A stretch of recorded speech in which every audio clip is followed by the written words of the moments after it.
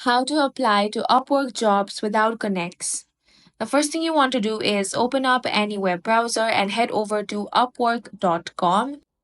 Make sure to log into your account. Now you can find different job offers over here.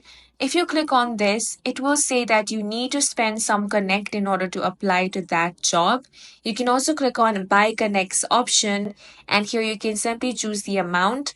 But if you want to apply to some job without connects, then what you want to do is head over to the home page. Now click on the search bar, and here you want to search for your preferred position.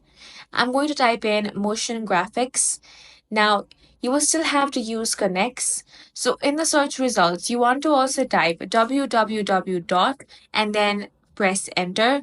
Now you're going to find some client websites over here. It might not be easy to find it, but you want to keep looking for the website. For example, here I've got a YouTube channel. You can click on that.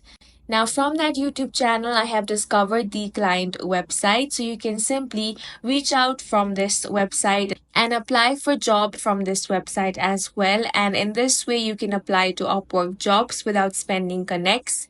And that's it for this video. If you found it useful, make sure to hit the like button and subscribe for more videos like this.